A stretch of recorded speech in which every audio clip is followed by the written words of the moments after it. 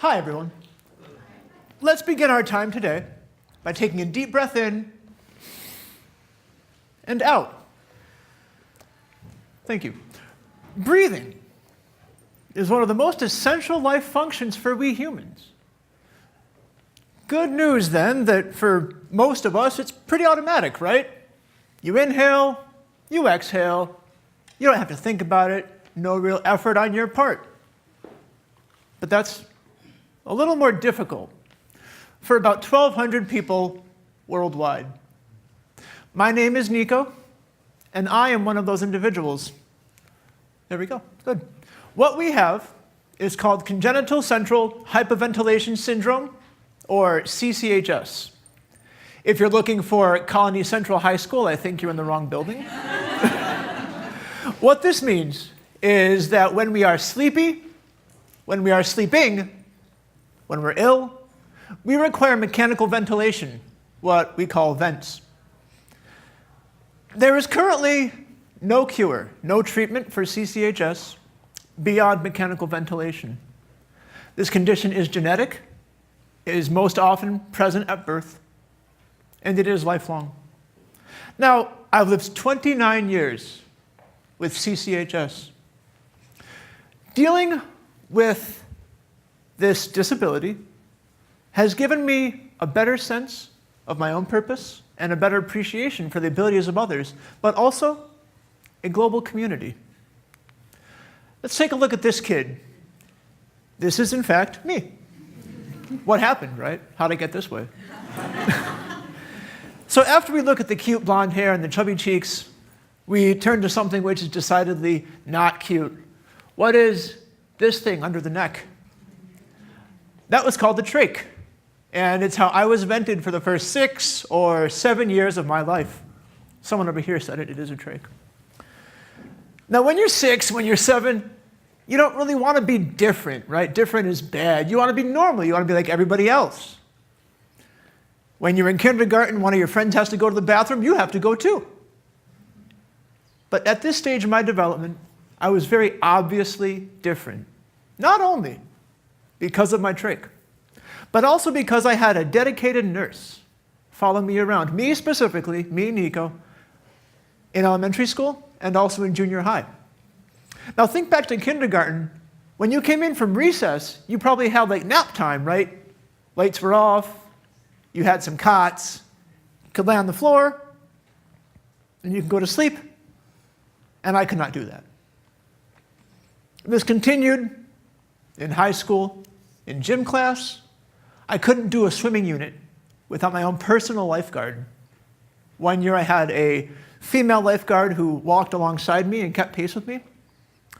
And the next year I had a male lifeguard who swam actually right next to me and asked me how I was doing, which is nice the first like 500 times you ask it. I really appreciate it. The 501st time got real annoying though. And I couldn't do the football unit at all. So it's no surprise that sometimes I felt isolated. I felt lonely. I felt like my body wasn't a body. I felt like my body was a prison. But you don't have to take my word for it. Studies bear this out. A 2016 study shows that people with disabilities do tend to have more life stressors. We are more susceptible to anxiety and depression. We do tend to feel more isolated sometimes, socially, maybe geographically. We have higher living costs, probably because we generally have higher medical costs, and that's all rolled into living. We don't always have the good social structures that allow us to achieve financial independence, that let us get the job or the diploma. It's not that great. But it's not all terrible either. So I stand before you today, and I just disclosed that I'm a disabled individual, but it's possible that if you saw me on the street, you wouldn't know this. And I get it. Like when I tell you to think of someone who has a disability, you might not think of me. But I tell you also that I'm an independent man. You know, I have my own apartment, I have a full-time job. I pay my own bills. I maintain my relationships with my family and my friends, with my girlfriend too, with whom I live, and who is the brightest star in my sky. I even take care of my 2 cats, or they take care of me. And at this point, you might say, well, hold up, Nico. You can't be both disabled and independent. That's like saying that you have a pet hippo who's also a pet parrot. A cute animal, to be sure, but purely hypothetical at this point. And I tell you that this hippo-parrot paradox is a fake paradox. Just because I'm disabled doesn't mean I'm not independent. And even if I get you all to that point, and you say, okay, that's cool. Well, I don't really see you as disabled. I see you as enabled. I appreciate that, but that's also on the wrong track, right? Just because I'm an independent man does not also mean that I'm not a disabled man. My message here is that we do not need to be defined by what we lack. We are so much more than our genes, faulty or not. We can be defined by our ability and what we bring to the table, even if what we bring to the table is just our own opinions, our own lived experiences, and what have you. So how do we get from little Nico, who was real cute, but sometimes felt lonely, sometimes felt powerless, to the incredibly handsome man you see before you today? Well, one real big benefit that I had in my life are support groups. A 2017 study showed that participation in rare disease support groups gave members better emotional health, less instances of anxiety and depression, less instances of social isolation. It gave members better coping skills. You get hit with a high hospitalization bill. You get hit with a sick kid. You get hit with bullying in school. And I have to say that I didn't experience much bullying, but there were some instances. We with CCHS do benefit from our own support group, which is called the CCHS Family Network, and on whose board I sit.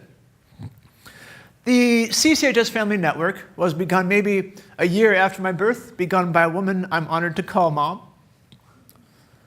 And we began not even nationally, almost kind of like regionally, real hit or miss. You know, you might live in South Dakota and not have any other CCHS families for miles around. Or you might live in New York City and have someone who goes to the same doctor as you do. Strangers became friends as we moved from being regional and not so connected to national and more connected. And then we moved internationally and became somehow even more connected. Strangers became friends, and friends became family. This is a photo from one of our first ever conferences, although I think the youth today call them meetups. The early 90s in Michigan somewhere. I'm still friends with some of these individuals today. Imagine you're running an obstacle course and you run it every day of your life. And you think and you feel that you're the only person running this obstacle course. But then you find out that there are men and women running the obstacle course alongside you. And then you find out that there are men and women running that obstacle course after you and before you. Giving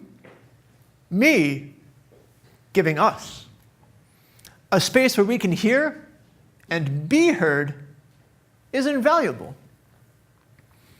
And I noticed something within myself also. With each successive conference, with each successive meetup, I got the chance to help other people with CCHS through their own troubles and their own tribulations. I got to advise them, I got to help them, and this is one of the biggest honors in my life. When I am able to help people, activity that I took both first inside the CCHS Family Network and then without, running a soup kitchen, doing a canned food drive, whatever. I felt smart, and I felt useful, and I felt proud, and I felt valued. But I had never really felt these sensations so strongly before, so I thought I was ill. Checked my temperature, and I checked my heart rate, because I thought I had some kind of infection, but what I had to realize that it's not the flu.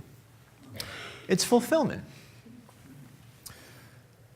Growing up as I did with this support group has benefited me in numerous ways. Not only did I go to high school and I went to college, I also went to graduate school, which I'm a little more proud of because, college was always expected of me. That was part of the plan all along, and grad school was not. In fact, after graduate school, I felt comfortable enough accepting a opportunity in San Francisco. So I went from Binghamton, New York, where I earned my degree, where I had lived for a few years, and a place that I grew up visiting because I'm from Oneonta, New York, so Binghamton is like a day trip to go shopping, to a city that I had never been in before, where I knew nobody, that I had only seen in books and TV. I knew that Full House was filmed in San Francisco. Never met Bob Saget, unfortunately. And when I now have an opportunity that I consider, I ask myself 3 questions. 1, is it safe? Well, yes, San Francisco was safe. There are CCHS families in the Bay Area and medical professionals, so if anything bad happened, I had some kind of support network there. Is it feasible? Well, again, yes, if I worked very hard, if I stretched my dollar and was frugal, and if I was lucky, I could afford to live there. And is it fun? Yes, absolutely. I fully enjoyed my entire year there. And I kind of felt like Frodo Baggins from the Shire. Gandalf knocks on your door and says, "Hey, Frodo, real quick, take this ring, drop it in Mount Doom, and then come back home. Easy, right?" San Francisco was much better than Mount Doom. So after I got done in San Francisco, and again, I spent a year there, I moved back to New York, and then a few months later, I accepted a position in Texas that lasted a year. And then I moved back to New York, and then I got a full-time job here in Albany. I'm a civil servant, and that may be a public service or a public disservice, depending upon your opinion of civil servants and government workers. And all through my travels, I stayed connected with people with CCHS through Facebook. Being able to help other people with CCHS is one of the biggest honors of my life, like I said. I've begun to realize that it is not enough that I succeed.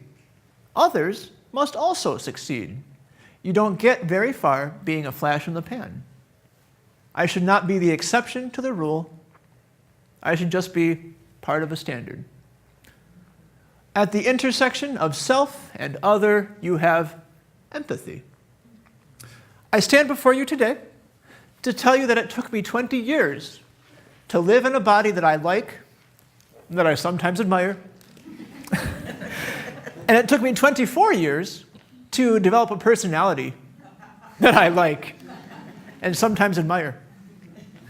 And if I can do anything to help young people with disabilities reach that same stage of acceptance earlier than I did, that's something I absolutely want to do. I have a friend who has CCHS, and she wants to pursue her PhD. She lives in Canada. And she wants to examine the psychosocial effects of being a sick kid.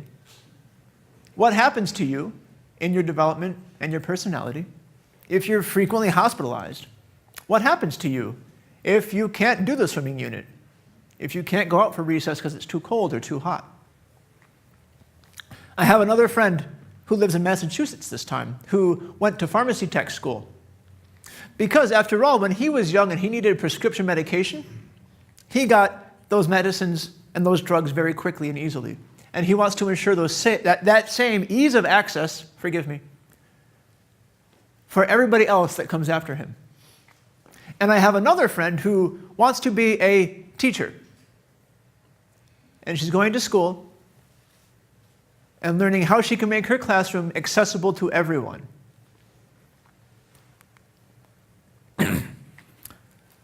These days, like I said, our reach is international. Not only do we have CCHS support groups in the US, but also the UK.